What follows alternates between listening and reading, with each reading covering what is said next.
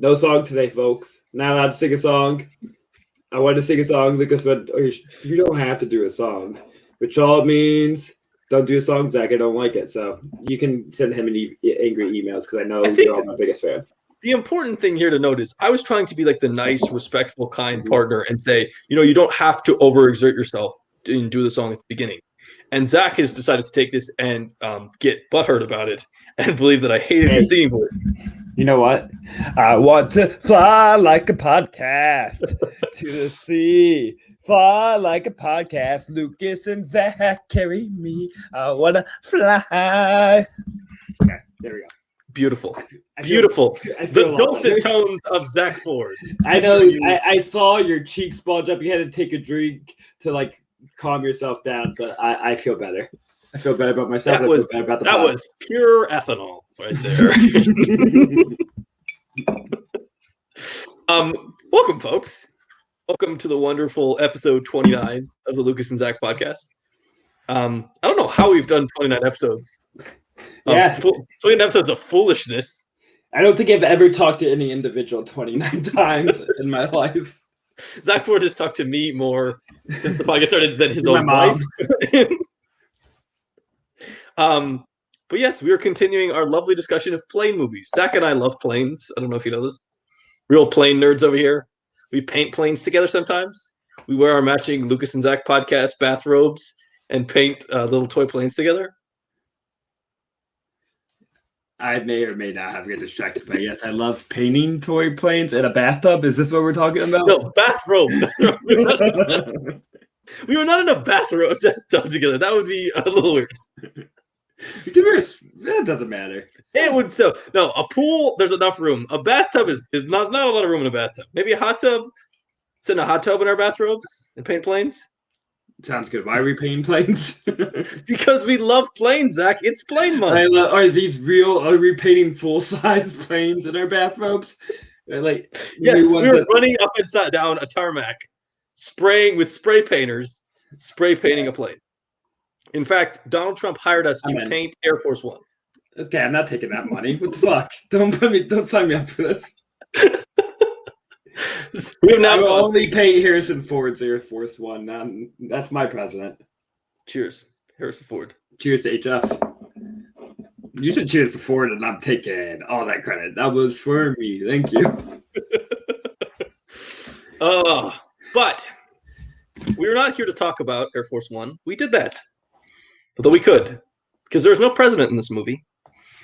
We're here to talk about the all-time greatest action movie in the history of planes, Nonstop, with Liam Neeson. The greatest action movie in the history of planes. Jesus Christ. Okay, this is going to be an odd episode. All right, we're not doing it yet. We've got last letterbox movies. Zack Ford, talk about something you watched that's not Nonstop. So I had a series of films that kind of threw me through sort of an emotional nostalgia spiral. I've been having not a tough time, just a very deeply, reflective, existential moment the past few days between watching, Shithouse, which is what I'm going to talk about, and Winona's amazing tale. Why am I blanking on the name of that? Marona something. It's an French animated movie about a dog reflecting on its life. And whatever third movie also made me very emotional that I'm currently blanking on. But Shithouse especially, it sends you through that kind of, because it's about, a guy in college kind of having a hard time adapting, but figuring his way through it. Oh, in and of itself, the Frank Oz directed magic show. Also deeply emotional. I could talk about that too. Anyways, it's about a freshman kind of having a hard time adapting and moving on from, his loving family, but him figuring it out through it. But mainly it sends you through the rabbit hole that all very grounded college movies can, which is the trap of nostalgia and missing out on that life and maybe having what I'm going to call false regrets about the life you live in college, because I've been having very conflicting thoughts where I go did I experience college well enough? Did I do everything that have the adventures that I need to have a interesting life? I was like, then I think about too much. I'm like, yeah, I fucking love college. Why am I like getting upset? Like I did live this life. And so I just go to those traps of like feeling sad in your nostalgia, but then realizing that there's no reason to, because then I also like able to come full circle and like, why am I even feeling nostalgic? Because I'm like really happy with where I am now and everything that's going on. And so overall, very positive turnaround to where it made me kind of evaluate that I'm happy with my place in life. That's a real weird connection to have to a movie about college from Shithouse. But that these kind of movies just make you, because they're so grounded in reality and a universal experience, help you connect to your own experiences and think a little deeper about it. So I don't know if I can watch 3 movies like that in a row again. It's kind of been a rough trip. I have not seen Shithouse, but I do have to say, anytime you get a movie about college that is does like plays to the reality of what college is rather than like the fanciful, ridiculous. Like you don't get this with like a 22 Jump Street because it's just too ridiculous and they have too much gear and stuff. But like anytime you get a real college movie, oh yeah, I get those moments where I'm just like, man, did I do the right thing in college? Like, oh, I spent all this time studying. Did I not experience enough? Oh, I didn't join this. Like it's in some ways it's such a great period of your life, but the instant you're done with it, you just have so many regrets. And like you could have done very well in college. Like I'm not a person who looks back at my college experience and is like, man, the dean almost kicked me out 4 times. Like I don't have any like bad stuff in my thing. Like I was a very good student. I did all my stuff. But even looking back at this, I'm like, did I I have moments where I like, man, did I just overemphasize academics too much? Did I spend too much time focusing on in the classroom? Did I not develop relationships with professors? Did I not do lab work? Did I not like all these things? Looking back at my life, I was just like, you can start pulling at the thread, and it never ends. You can do this with 100 different things. But that's why I said I was able to come full circle and understand the reality. I said that's why I call it false regrets, because I think it's a mirage. Those regrets, those fears, it's not really based in a reality. It's that 10 years time that kind of blurs the actual memory. I will say what's really special about the college experience, and I said I really like college was my life, and I was really. You said you were all about academics. I maybe should have done better academics. I wasn't like a crazy person, but I did spend long hours in the vegetarian co-op chatting till 4 a.m. I lived my social life. I was just always around people. That sounds like the worst place. I spent a lot of time in the gym and the classroom. That's the worst place. Shut up. The gym in the classroom. Dude, I was the most boring college experience ever. I literally trekked a route between like where I lived, the gym, the library, and the classroom. And like I would get like food in between, and that was like the entirety of my college experience. I mean, I literally spent like 8 hours a day in our vegetarian co-op kitchen, sitting at tables and that sounds terrible. Eating nonstop like grilled cheeses and pierogies, and chatting with friends and binge drinking tea. That sounds. I would rather be in the gym than doing Mine was like making connections with humans, and you're making connections with a treadmill. So yeah. Hey, baby. But I think what's college experience, I think Shithouse gets right to is it's just like it's a time where your emotion is just really on your sleeves. It's like you just feel everything the strongest that you'll ever feel things in your life. Like, I think it's just important. I mean, it's a time of self-discovery, but you're also so fragile. Like you're so fragile. You can you think you're one thing, and then somebody does something that shows you're not the thing you think you are, and you're just crushed. Like you're so fragile in these moments where like, you're kind of venturing out into the world, the first time without like all the safeguards around you. But also you hit these moments and you're just like one failure seems like, I remember just in college, like how you don't have the sense of reality. You don't have the sense of like the breadth of the world. So you have one failure and it feels like the biggest failure on the earth. And like it is, it just crushes you. And like it's something in like 2 years later, even like from like freshman to senior, by the time you're senior, you start realizing, oh, one thing going bad isn't indicative of like the entire world falling apart. But like when you're a freshman, you're so scared of everything, and bad things just seem like something you can't even deal with if you want to. Yeah. I'm for real sold. We're gonna do a college month. I'm in. That's what I would talk about college for a whole month. It would be a great experience. I actually think this would be kind of amazing if we did a college one and we try to find movies covering the different years of college. It would be kind of cool. If that exists. Does anyone care about your sophomore year of college? It does not exist. Maybe not. There's definitely senior year. There's definitely. Well, you could do grad school.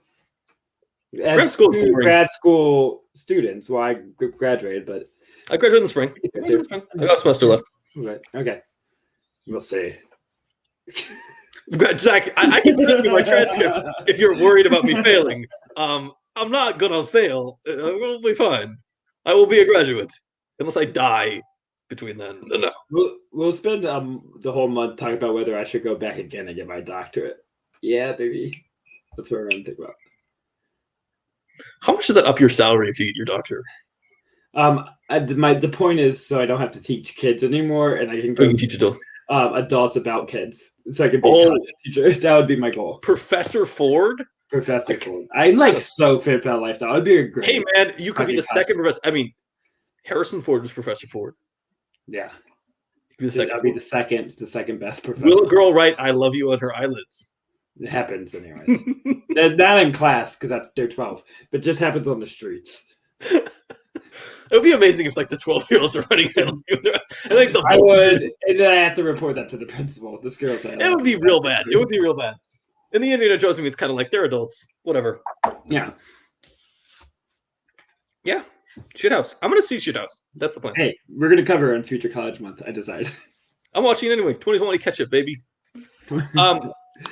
Weirdly sort of connected. The last movie I watched was a rewatch of Toy Story 3, which is the Toy Story movie where the main character decides to go to college. I was so confused in the connection for a while. It's like we're connecting Shithouse to Toy Story, and I didn't know where we're going.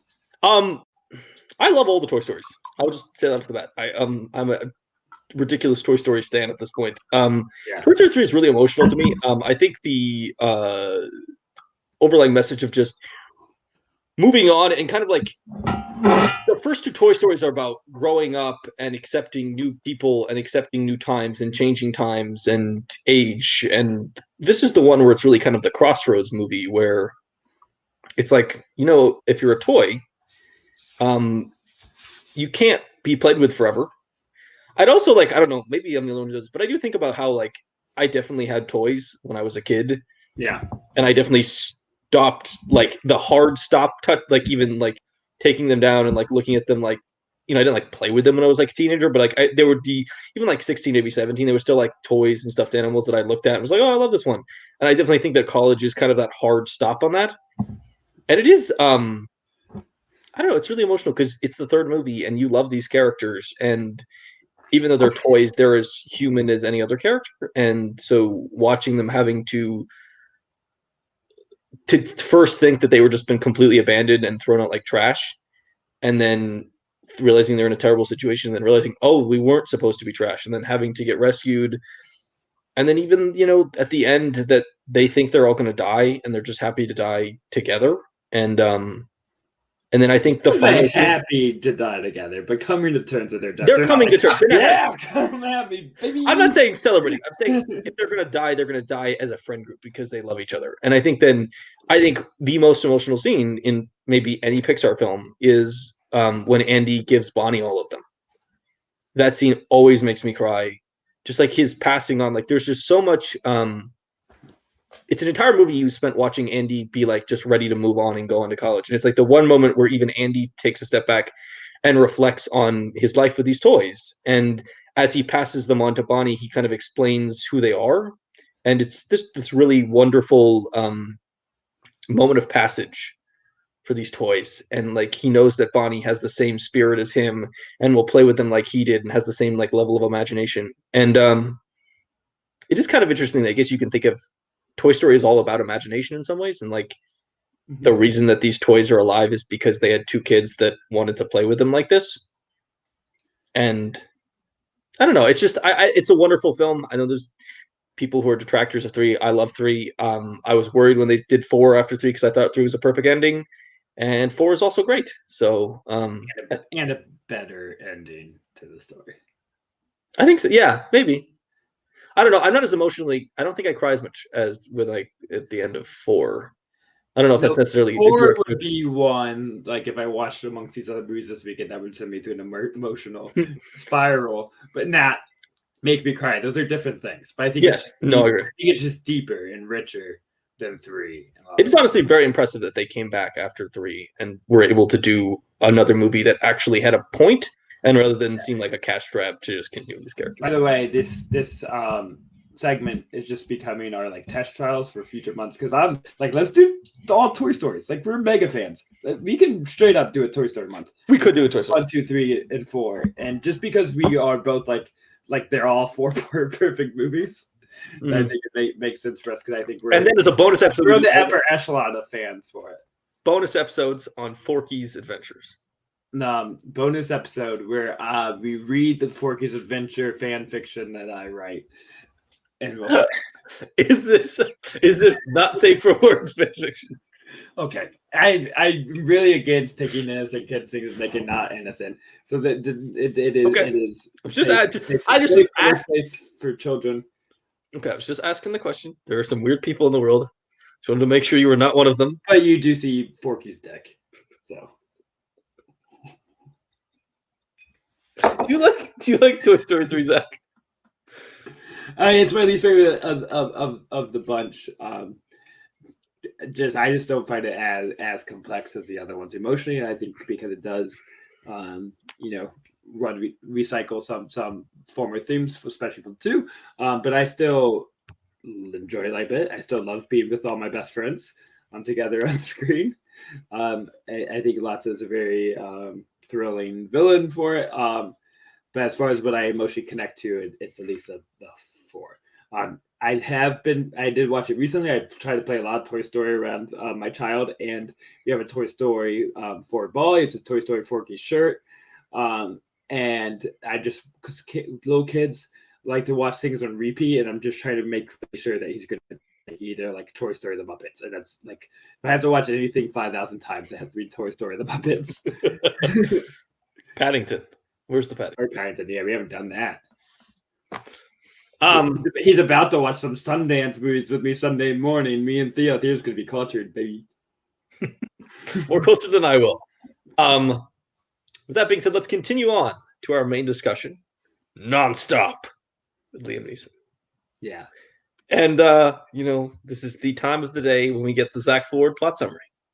It's the time of the day. I know this is a once a week podcast, but Lucas has to do this every week. I just call him and give him a plot summary of whatever movie. I actually require Zach texts me a plot summary every day at 4:36 p.m. It has a lot of ellipses in the middle of it.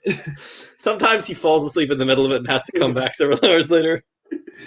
So non-stop. Zach, that's not nonstop. Non-stop. I did it right. Nonstop. Non-stop. Non-stop. Okay. Wait, isn't there a dash? Non-dash stop. Yeah, there we go. Non-dash stop. Non-dash stop. Everybody's favorite play action movie, according to Lucas. You have the best action playing Liam Neeson. You airplane marshal. Wait, air marshal, not airplane marshal. He's an air marshal. Yeah. Yeah, they just don't call it airplane marshal. I don't think it matters. He's a federal air marshal. Excuse me. Federal air marshal, because he was too drunk to be a cop, so he gets demoted to air marshal. He got fired from his job, but they're like, you're still good for planes, my friend. That's definitely one of the lines in the movie that happens, and they just move straight past it without acknowledging the lunacy of saying, you drink too much and are a liability as a cop. We're going to put you on an airplane in the sky. This movie thinks very low of air marshals, and it comes out in a number of instances, and we will talk about it. It's definitely the Bob and Total Pop of law enforcement. I mean, that's the whole theme of the movie. By the way, I know we always say, like, we always get spoilers, but we never give a warning. I just want to make sure, because this one's, like, extra, like, it's a mystery. Just know we're saying everything. Yeah, please, if you are going to watch Nonstop, watch it before you listen to the rest of the podcast, because this movie does heavily rely on you not knowing what is happening as the movie goes. Yeah. So normally I don't feel a need to say that, but today I do. So he's drunk air marshal Liam Neeson. Yes. he goes on the plane. All of Hollywood's on this plane with him, which This is a suspicion number one. loaded cast. We will talk about that. Liam Neeson gets a message on his like air marshal pager. It says, "Hey, I know you.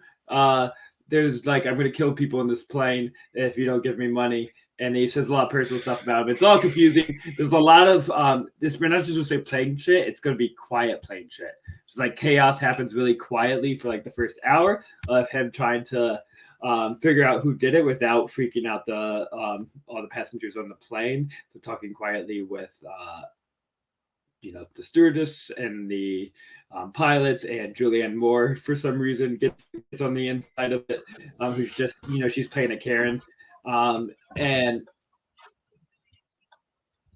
the first person dies after 20 minutes, which is a lot better than 1 minute. All these movies we watch about ransom, Air Force One, nonstop, are doing a lot better than taking a Pelham. They make so much more sense than I'm going to kill someone every minute and then run out of hostages in a half. Yeah, I don't know if people realize this. A minute is not a lot of time to do anything. No, let alone something. 20 minutes makes more sense, especially when, spoiler, they don't even care about the money.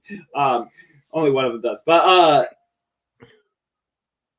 anyways, he actually kills the first person, so that's some real like hoping that things are going to turn out right on the terrorist things, because he kills the other air marshal who was sneaking on cocaine and thought he was after him for that, and tries to shoot Liam Neeson. Liam Neeson kills him anyways. So he's the first killer. So now everyone thinks Liam Neeson is the terrorist, and there's hijacking.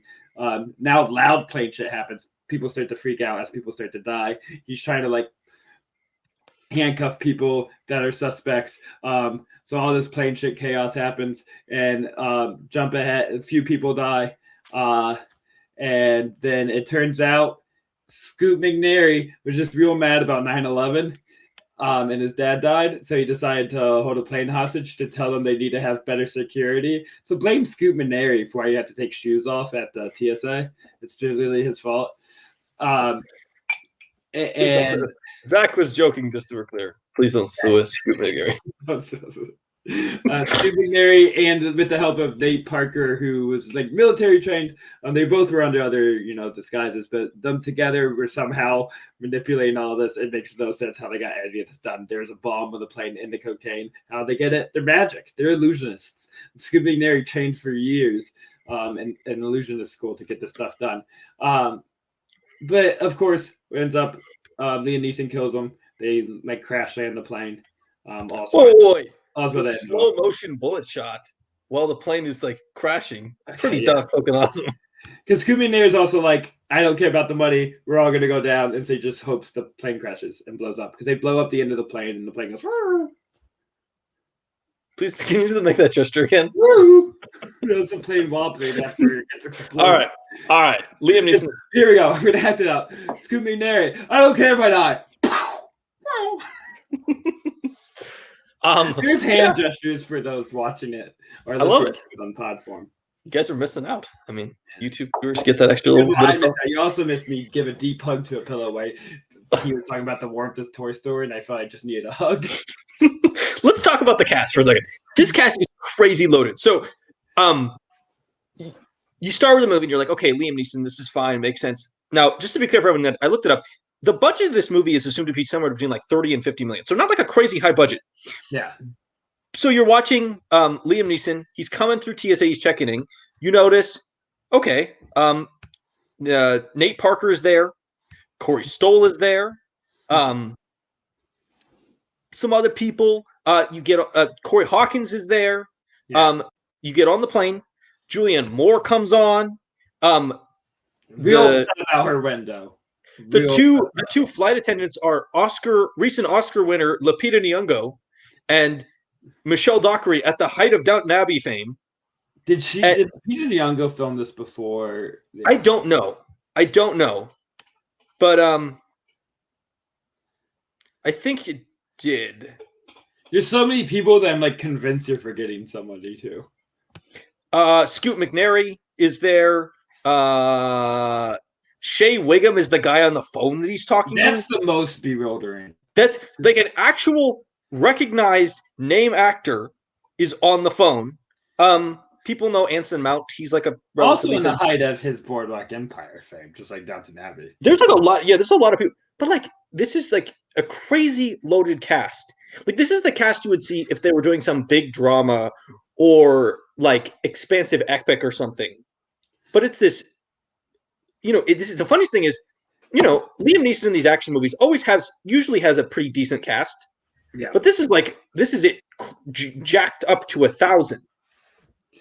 I think actually the Commuter does the similar thing. If you go watch the Commuter with Liam Neeson, there are a bunch of random like 4-second cameos from passengers who would go on to be like Oscar nominated, Oscar potential actors. Like I think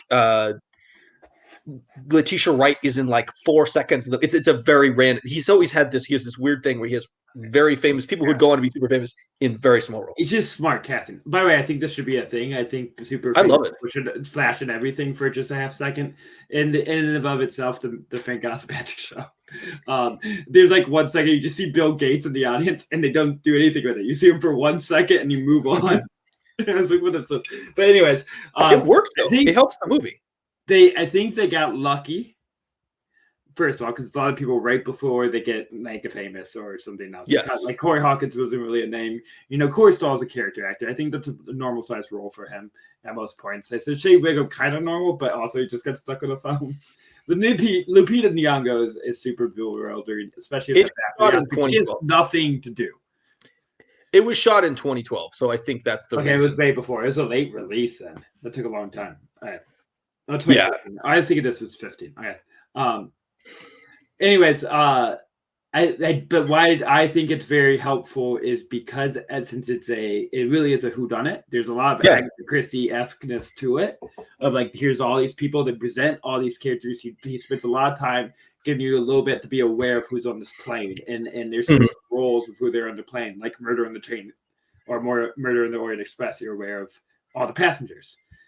That way, especially with recognizing them, you're like, any of them could be the killer. Because if it's a bunch of unknowns and like Corey Stoll comes, you're like, oh, it's going to be Corey Stoll. Like, he's the biggest actor. But since you have a lot of known character actors, like, it could be anybody.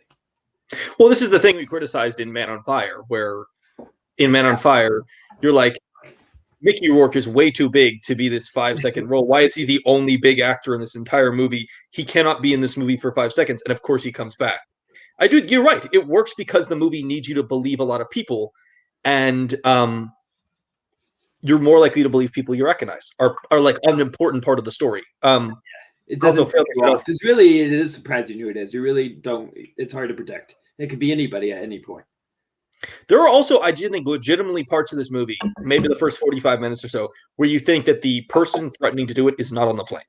Yeah, that's how I was thinking most of the time. Yeah, I think you're supposed to think that. I think that's the intention. Yeah. Do they give any exact hints that they are on the plane? I guess when they say they're on the plane, but then there is it's really hard to identify who's using their phone at times. Yeah. That's one of the big wings they try to go for is Liam Neeson is texting with this person and is trying to identify which passenger it is by looking at the passengers on the security cams and trying to see who's texting. And I think part of the reason it makes it hard to do is I believe a lot of the texting is done by a computer program on the guy's phone. Mm-hmm. Like, I think you realize that later when it starts the final bomb turning off, that a lot of it was not an individual typing out sentences. It was a program meant to send messages. How could it? I guess it never really responded in conversation. It doesn't ever directly respond. It's always, it always sends messages to him. And it also, like, it's clearly set up to taunt him at certain moments versus give information. Like, there's certainly some time aspects of it, and some of it replies. That kind of, I don't know, adds to the flaws, just because it's a lot of like hoping that it's all going to work out on their part. There's like no way everything they need to go right to make their hostage situation work goes right. There's a lot of luck, coincidences for their plan to work, and so when they have their phone pre-set up to send messages, they're like overly confident that like he's going to shoot that one, especially that they know that he's going to go to the bathroom and it's going to kill him.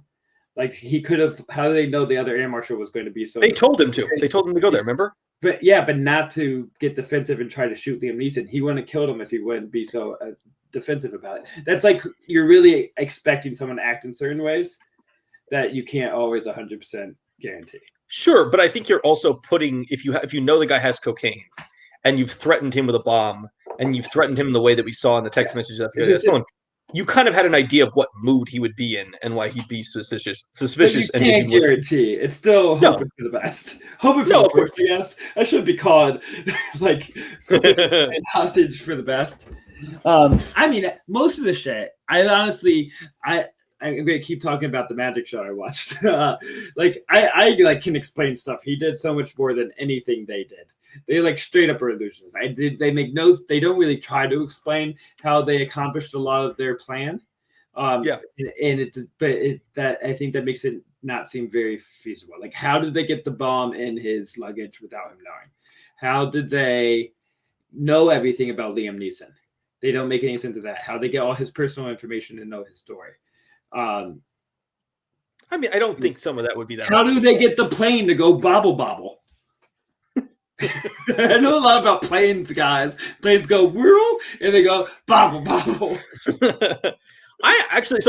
They relied on the turbulence at some point for them to be able to like get away with something multiple times. Like turbulence killed someone. That was the other one.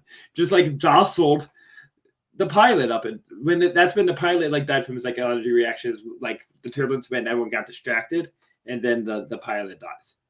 Because people were like flying up and down. They're like, wait, are you saying the pilot died because he flew up and down? No, that's distracted them why he was able to be done. Oh. Because everybody else was bobbling on the plane while the plane was going bobble bobble.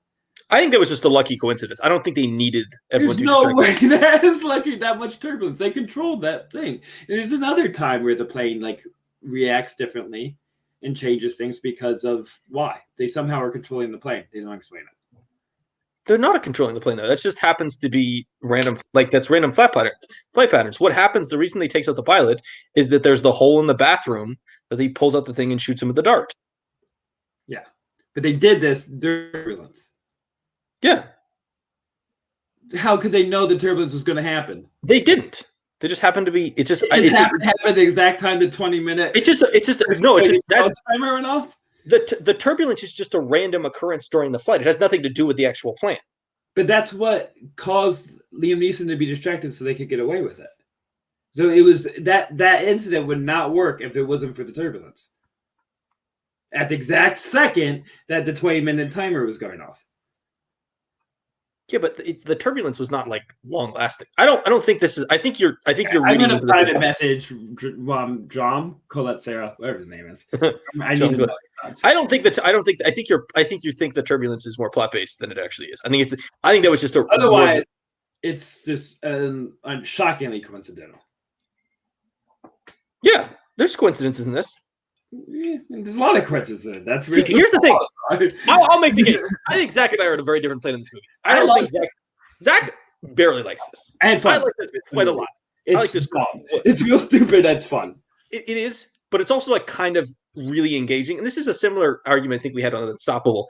I get really caught up in the tension of this movie and the mystery box aspect of it, and like Liam Neeson trying to find something. I find that really engaging. I'll just admit I'm kind of all in on the Liam Neeson old guy action movies. Like I really like most of these. Outside of like the Taken sequels, I think basically all of them are good. It's kind of who you aspire to be, right? Like you're really hoping to be 6-year-old Liam Neeson. I'll take it. If I can be a 6'5" Irish dude, I'm happy with that. Yeah. No, but I just think I gotta think who my old person's spiritual animal is. Yeah, it's like Danny DeVito. Calm and Bushel. That's rude. It's really unnecessary. But that's good. Well, actually, I'm sorry. Your spirit animal as an old person is Yoda on that hut on Dagobah. Usually my spirit animal is like whatever guy's like playing chess in the park and like has nothing to do but play chess in the park. I could see that. Yeah. So I think this movie works really well because they create tension with two components. You have the time frame. So like these movies work for me when you have a time frame and there's a terrorist saying do something in 20 minutes or something bad will happen. And yes, I acknowledge that there's a lot of coincidences in this film. Mm-hmm. I also kind of like the plot of playing people against each other, and I like the fact that it sets it up so that Liam Neeson has to make the first kill. Now, and the other guy is shady, but he's not shady for the reason they thought he was shady. And I also like the cool like dart aspect. I like some of the aspects with the anaphylactic shock. I like the tension of the limited time and the enclosed spaces. I like the fact that you have a mystery on a closed space. No one can leave. No one can come. No one can contact out. No one can contact in, really. And I just think it builds a really, really, really good tension, and then becomes a really engaging movie when you have a bunch of different actors that you recognize who could all potentially be a good or bad thing. And I also think this movie is really interesting because it plays on like the dual morality of people, because people you think are good turn out not to be good, and people who you think are bad turn out to be good. And I think there's kind of they're playing a lot of like people jump to reactions. Like everyone thinks Liam Neeson is hijacking the plane and then realizing he's not. And you think Scoot McNairy is a good guy when he turns to be a bad guy. You think Corey Hawkins and Corey Stoll are bad guys who turn out to be good. You think Nate Parker is good but turns out to be bad. I think that a lot of that just works for me. It's her quick judgments of trust, and I play with that a lot. Like Julianne Moore, they toy with maybe she's up to. They give that 1 second.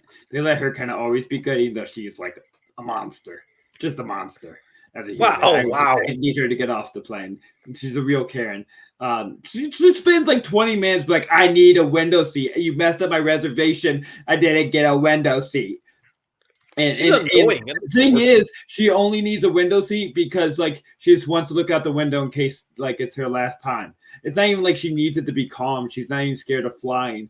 Just some like I want to look out the window. That's some fucking bullshit. She saves a small child, Jack. Zack. Here's another moment that was really bugging me as well. All right, go ahead. As far as her actions, I don't know if I can remember it, but there's another. She's really whiny and think her needs and privileges need to be met before other people's needs and privileges, and then they go against it and let her save her. I also like not a big Julianne Moore fan. I bet you she's a Karen in real life. I'm calling it now. Sorry, Julianne Moore, but I'm on to you. I'm on Team Julianne Moore in case you would like to sue Zack. Please just sue Zack and not the whole podcast. I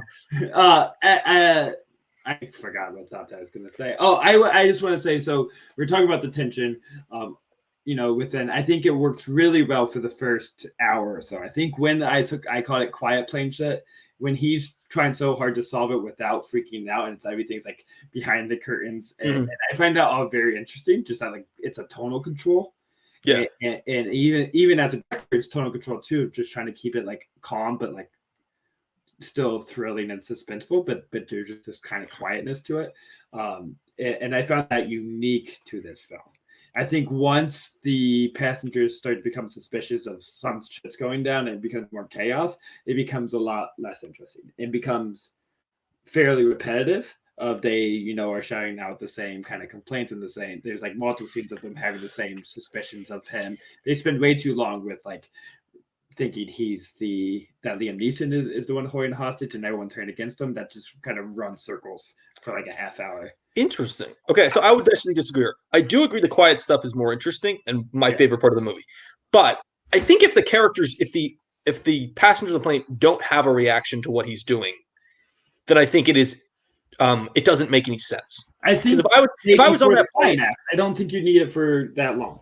I think it was special. Maybe it's a little too long. I do also think that you've got the outside influence of they're all watching news coverage and the actual airline thinks it's a hostage situation. So I do think it kind of makes sense why they get stuck in that gap. And I do think it makes it. I actually think in some ways it rattles the tension up because it forces Liam Neeson to go from having one threat to having potentially a lot of threats if everyone thinks he's the terrorist. I think my main complaint is that sometimes I'm in my classroom and like all the kids are talking at once and I just need a break. And so when I'm watching this airplane, everyone's just shouting at the same time. I just want them to be quiet. I want them to shut their damn mouths and sit down. That seems like a ridiculous request. And I think I think I'm just easy annoyed by crowds complaining. So this whole like 40 minutes of them whining about Liam Neeson holding them hostage, I'm like, oh, this is Zack would like the people who think they've been captured by a terrorist to just shut up and sit down for a while. Just calm down. Shut up and dribble. Shut up and read your Sky Mall. I understand the complaint. I also think that's a ridiculous complaint in the context of the story. The point is, I think it gets rid of, I think, what was interesting about the film, disposes it pretty quickly for something a little more generic, a little more seen. I guess it makes sense But now you're here talking about, but it wouldn't make sense if they wouldn't get angry, but it makes sense with that just fucking No. bobble in the middle. I think there's coincidences in the way that the actual mystery plays out. But, I think it would make no sense if the passengers on the ship were just completely cool with this guy walking around. Like, there's clearly something going on. If you were a passenger on this plane, you would realize very quickly something weird is happening. He's walking around. He's talking to too many. He's only talking to a couple people. That's weird. Like, you'd figure out something was weird because to them they think he's a regular passenger and they're like, why is this guy doing this? They figure out he's a federal air marshal. Does it make sense to you that also no one believes him? That even the pilots, everyone turns against them. They're like, safety's in line. People have died, and they're like, actually, let's like turn away the one guy who's like in charge of protecting. Yes, leave nothing. Yes, because it's scary, and people don't make smart decisions when they're scared, and it is a scary situation. If you're those people, Liam. So air marshals don't really have a position in our society that makes us trust them. They're people that this movie agrees with you. No, but hear me out.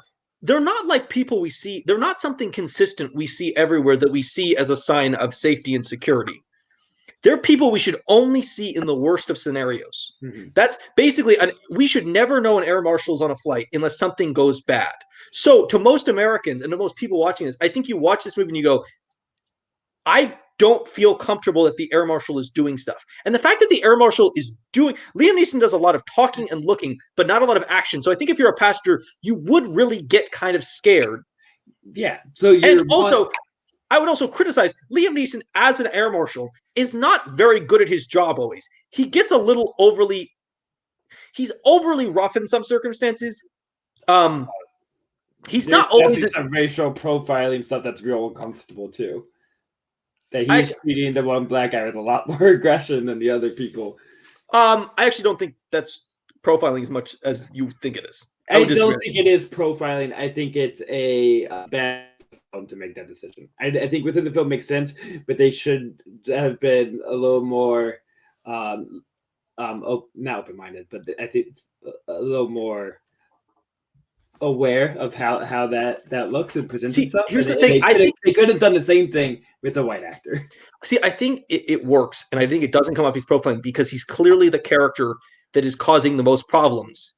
I agree, but in our societal thing, it's just a bad look, and you should have just made that character white. That's fair. That's fair. I actually do like the fact that they kind of subvert the Muslim stereotype that when he's at TSA looking around, he takes a double look at the Muslim dude, but then the Muslim guy actually turns out to be like the completely clean, like nice, helpful doctor guy. Hey, it's also like taking away a stereotype and replacing it with another but more positive stereotype that they're doctors. Yeah, fair. That's fair. I don't know. Is Arab doctor, is that a stereotype? That is definitely a stereotype. See, I don't think I have not heard that one. It's one of those like you're expected to be like a professional lawyer. See, I see that with Asians. I don't. It's very similar. All right. I will trust you on this. Maybe I'm making up. I know I'm sounding like an asshole, assuming stereotypes of different cultures. So I actually like that this fact this movie kind of subverts stereotypes. I feel like it doesn't try to do the stereotypical characters. Yeah. Like Corey Hawkins is a little bit Nate Parker and Corey Hawkins are a little bit stereotypical. But yeah, I mean, Nate Parker's just kind of a basic character. I don't think there's anything specific. Maybe not Parker. I think Hawkins is a little stereotypical. We could be a little better there. Yeah. I don't know.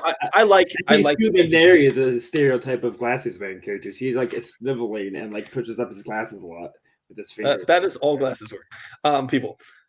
Let's talk about Liam Neeson. I love Liam Neeson in these roles. I think he's really good at the flawed hero. I think he actually has some of the best acting moments in this movie when he talks about how, he was a crappy dad, he was a bad cop. I think he has a couple, that's a decent monologue in there. Mm-hmm. When he gets to he's very good at that stuff. He's very convincing as these kind of rough, rugged characters with like a past and some demons. Like he's really good at playing a guy who you can just see with the way he talks in the movie. He has that sense of like the weight on his shoulders. He's really good at that type of character. Like you can see very quickly, oh, there's something there. Like he never looks like a character who's completely unburdened by his own life and his own life choices. I also think Liam Neeson is just kind of great. Yeah, Liam I mean, really talented. he does these roles for the past 10 years for a reason. He's so good at them. He's also just like he has a very intimidating figure to him. He's huge. He's a huge dude. Huge. And so when he's like is acting aggressive, on the plane, you can see. I'm turning backwards. I'm gonna say you can understand why they're a little scared and intimidated because he just is as intimidating, aggressive, and has some anger that is right on his sleeves. Like, it is kind of terrifying. But he's also just like believable, kicking his ass on that plane as well, and his punches look like they fucking hurt. He also is kind of like I like the fact that they set up that not only is he going to be put in a stressful and scary situation, but he's a little bit paranoid himself. And I think because of the job, like you see, and also his own demons and his own substance abuse issues. So like he, even at the beginning, he just like, he starts suspecting everyone. That's what kind of makes the movie a little bit more interesting, is not only is he suspecting the people who turn out to be the bad guys, but he also suspects people of doing something that turn out to be completely innocent, or suspects people of being a terrorist when they actually just turn out to be a drug dealer. And I think that like that level of suspicion and is part of what adds to the tension and gets it ramped up. So the point when people start turning on Neeson, you're like, I kind of get it, because you do. I think there are moments in the movie, like you get the thing about the bank account for the money is in his name. Everyone on the manifest, everyone on the plane has a clean record except for him. So that kind of puts you in this really good, interesting position where the person who is supposed to be the authority, supposed to be protecting everyone, is the person that has the most baggage.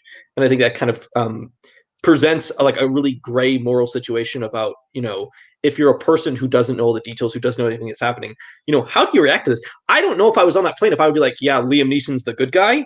There are definitely moments in this movie he does not look like the good guy. The way he reacts, he definitely goes overboard. He's also like, he's got that kind of gruff, like old school cop thing going. He's not, he doesn't trying to talk the tension down. Like he's sort of like, in some ways, that's his flaw as a character, is that when the situation gets rough and people start getting mad and wondering what he's doing, he's not good at de-escalating. He does not de-escalate the situation and make it better. He sometimes escalates the situation, which brings the tension of the movie up, but also makes his job harder to do. But I also think Liam Neeson great at these like kind of broken down, flawed hero guys. Yeah, and what I think works really well with this performance is that I am getting pretty tired of the trope of alcoholism as shorthand for this guy's going through shit. Like it just we just watched it with Man on Fire, and it's just like they're going through a hard time because they're drinking a lot. But I feel between his performance and the movie, they don't really spend too much focus. Like it's there, but it's not as out of control as it is with other characters, but also still doesn't seem to be the defining feature for him. I think the way he internalizes his pain, it seems more real rather than just being a effect of the alcohol. Like I think his performance is emoting his grief much more than is emoting the alcoholism, which I think in other films that takes over. He's really good at showing that grief with like his body language. Yeah. Like his shoulders is like a really big thing. He sits down and he sighs. Like he looks in pain. He looks like there's something troubling him. Like there's like this sense of melancholy and a sense of like suffering and real problems that when you later are revealed, oh, his kid got like cancer when she was 5 and he kept working and wasn't there for her. And then he carries that guilt around. One, I don't think it's hard to look at that guilt and be like, I totally understand why you would feel guilty about not being there as your kid died from cancer. But I would also understand at the same time why you would want to work more when your kid was dying from cancer and you couldn't do anything to stop it. And then I would also understand why you would, be forever scarred by that. That's not something I think a person's ever going to get past if you lose your small child to cancer. That's like one of the worst possible things that could happen to him. And it kind of, he just feels guilty about it. And I think he starts feeling guilty in this search for the terrorist because he ends up killing somebody that wasn't the terrorist. And then he starts realizing, and then people start dying, and then he thinks it's that the guy's going to kill a passenger, and he kills part of the crew, and he keeps making mistakes. Like in some ways, this movie works because Liam Neeson is not the best detective. He doesn't figure it out right away. He keeps making mistakes, and people die, and you see him keep like lumping the guilt on top of him to the point where he has to figure it out. And even at the end of the movie, he kind of gets to this point where like, I don't know if this is going to succeed, but we have to do this plan where we put the bomb against this door and we pile all the luggage against it because I can't just let everybody die. Like he clearly can't deal with that grief. He can't deal with that guilt of doing that after he's made so many mistakes already. Yeah, I agree with everything you said. I have lots to share. Yeah. And then the small thing we've already talked about, I do think there's I like the fact that they play with stereotypes around terrorists by acknowledging that they exist. So I like the fact that Liam Neeson in the airport gives the double look to the Muslim guy, but then it doesn't lead into him continuing that stereotype without evidence. I think there's like a good acknowledgement and then subversion of the stereotypes. And yes, he becomes kind of like the good character, which is also a little stereotypy. But I do like the fact that they're at least there's at least I feel like at least a somewhat of a reckoning with those stereotypes. I feel like I feel like if you're going to make a movie about terrorists on a plane and stuff like this, you need to acknowledge that those exist and that those are not a thing that not everybody is looked at the same way on an airplane. And I actually think what's interesting is the people he focuses on as the potential bad guys, or the people he gives the double look to are, Corey Hawkins, who's the guy who's, I guess, for lack of a better word, he's dressed sort of ghetto-ish. Like that's kind of, I think, the attempt was what they're attempting to dress him like. I don't have a better term for that. I think it's the stereotype. And then you have the Muslim guy. And I think the fact that that's the initial focus of the character's suspicion. And then the people who end up turning out to be the bad guys are kind of the dressed up, more affluent Nate Parker. And then the sort of white glasses weakling Scoot McNairy is kind of a good play on like a little bit of stereotypes.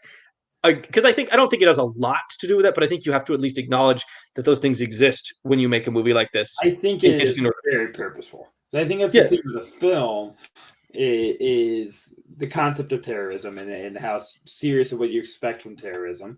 Because their whole motivation is basically causing terror to prevent further terrorism. It's they're weird. They want to crash this plane so that they can everyone will take airplane security more seriously, because he was so broken up about his dad dying in 9/11. So I think the message saying you shouldn't hire drunk air marshals, and also be a little more thorough with who you take seriously on planes. That could be anybody, and that it said it was so easy for them to do, which no way this was easy. This is a very complicated set of events for them to get this. But he's like, it's so easy, and then it's how you get through. You guys aren't like taking it serious enough, that because they don't look the stereotype of what the terrorists can, they got away with it. So it was about taking that concept more serious. So I think with them being less than the expected then. So, yeah, it's like saying that, maybe your terrorist threat on a plane is not people with guns taking over a cabin or people with, explosive devices strapped to them trying to blow up the plane. It could be people using technology to infiltrate the ranks of the air marshals and then try to frame the air marshal. And basically their goal is to frame Marks as a terrorist, saying, look, your organization had a terrorist in it, which of course embarrasses the air marshals. Yeah. But also I think there's a plan, the lack of screening of the air marshals, that they're able to go on without actual security checks, because that's how they get the bomb on. That's how the other guy was getting cocaine on. So they're putting a spotlight on that maybe everybody should be seen as possible culprits, and no one should be deemed innocent, including the people there to protect your safety. Yeah. I think this movie uses technology in some cool ways. I think using the technology, especially at the beginning with the phone usage, to create characters' suspicion of each other. And I think it's kind of fascinating in this era. This era. I mean, they start circling all the people who are using their phones, and it's like, it's 20 people. Of course, there's a bunch of people using their phones. Why wouldn't they use? Of course, everyone uses their phones. And I think then, the terrorists use their program to convince Marks that his other air marshal is the person doing it, and they also convinced the other guy to go to the bathroom to meet him, and using technology to threaten both people, and then also technology allows video of this being filmed to get out, which allows news agencies to start calling it a terrorist attack and hijacking by marks, and then that makes everybody in the crew start realizing, oh, maybe he's a terrorist, and try to take him down, and even like slipping each other phones, and like there's all these interesting work of if you have a phone that can be set as the trigger. I think it just uses technology in a lot of ways, especially to make people suspicious of each other at the beginning of the film.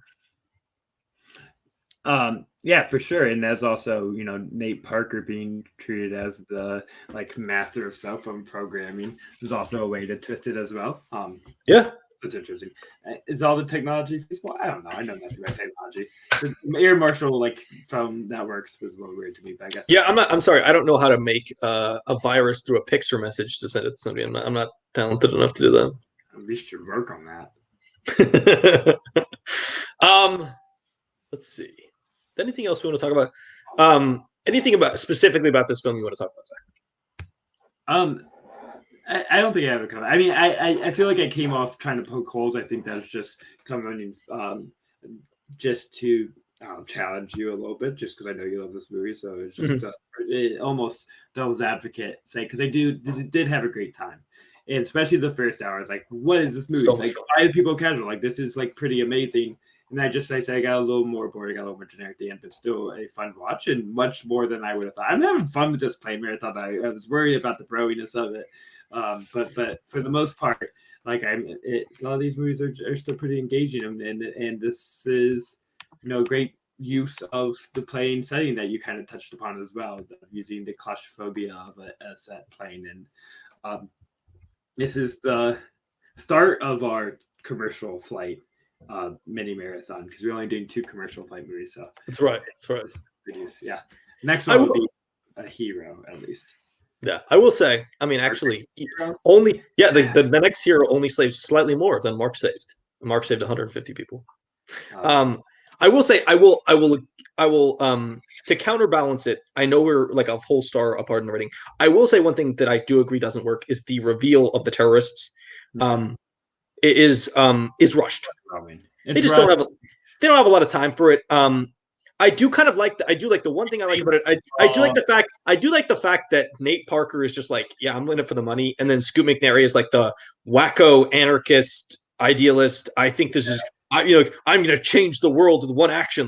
I do kind of like the fact that they have a bit of an overreaction to your dad dying. I know I don't say how to react when your parents die. He seems like he's like, you know what? It's all of America's fault, and I'm going to hijack a plane and kill a bunch of people because my dad died. He seems like he has some underlying mental health problems that may have been existing pre-dad dying as well. Because I don't think you go from my dad died to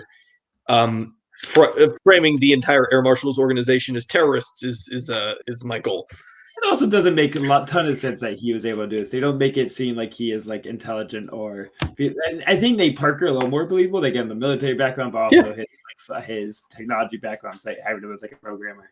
But that's the entire point of Scoot McNairy, is that his entire character is forgettable, and he's the character you pass over, and then of course he's the bad guy. Yeah, I do want to talk about one thing before we move on or end this podcast. Nonstop, super fun. I know I liked it more than Zack, but I think Liam Neeson makes these Liam Neeson old man action movies are kind of fun, and I wanted to know what Zack thinks of the Liam Neeson old man action movie. So I was going to read out some titles, and Zack, you're going to tell me what you think of these. I can make this real quick. Okay, shoot.